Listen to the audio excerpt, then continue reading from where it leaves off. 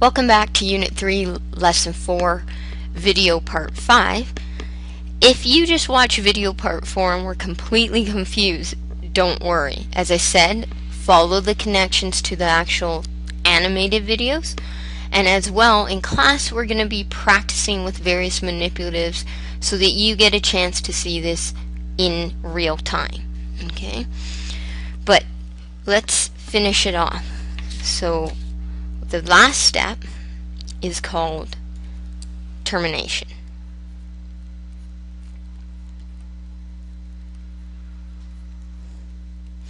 So if we draw it down at the bottom, basically what's happened is we started out with our mature mRNA, 5' N methylated guanine cap, poly A tail, and the sequence was AUG, GAA,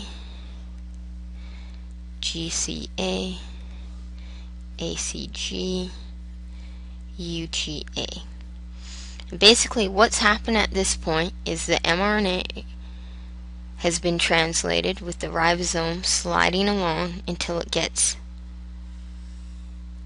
to the final codon, the termination or stop codon. At this point, we've got our three sites, our EPA, EPA. In the E, we'll have an empty tRNA as its anticodon. It's empty because it's already transferred its amino acid. In the P,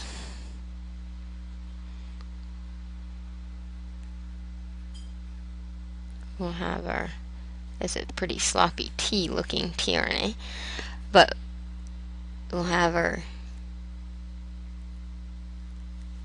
growing chain that had the T, A, E, and M. Starting from here, it slid along and added on all those amino acids. And now it finally gets to the end site, which is a UGA, and this is a stop codon. Which means rather than your traditional tRNA coming in here, you essentially get a tRNA that's like a little stop sign saying, whoa, stop, no more. And this tRNA that looks like a stop sign is actually called a release factor.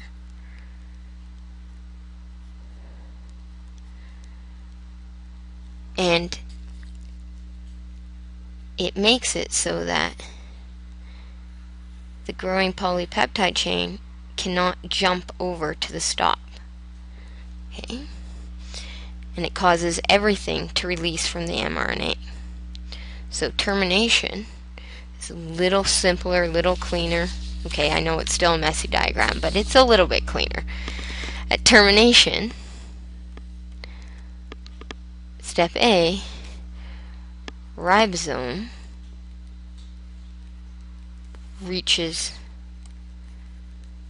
a stop codon. This is UAA, UAG, or UGA. These don't code for amino acids, they code for stops. At this point, the release factor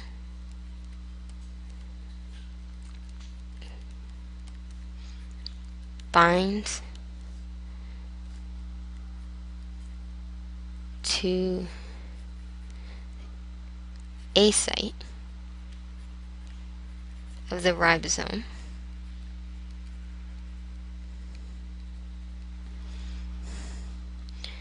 and causes the ribosome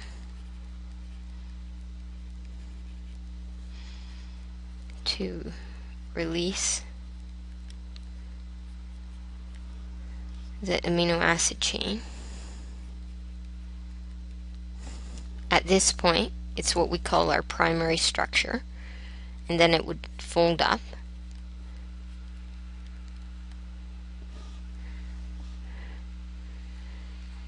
It also releases the mRNA, any tRNAs that are still attached, and all parts can be recycled.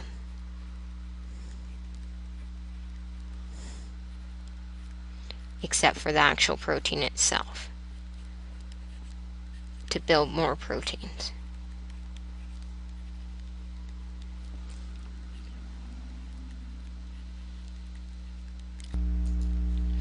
Okay, so that's the process of translation.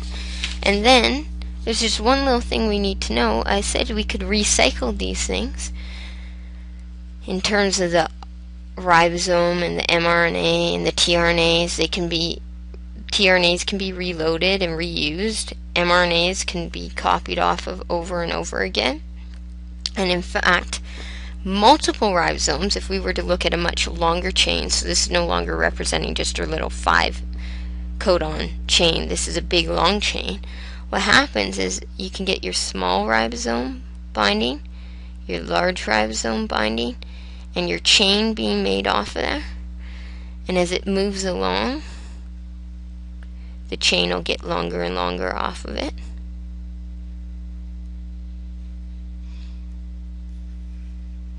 And what you can actually get are multiple ribosomes attached to a single mRNA. And working off of it at the same time, one behind the other.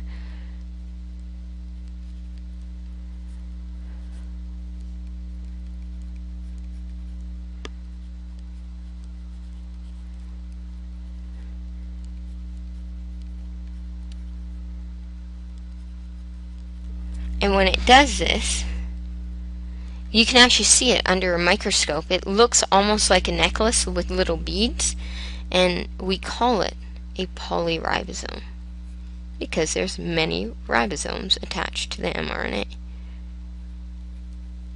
Okay, and that's it for this lesson. And if you have any questions, as I said, come see me. We will be practicing this more in class.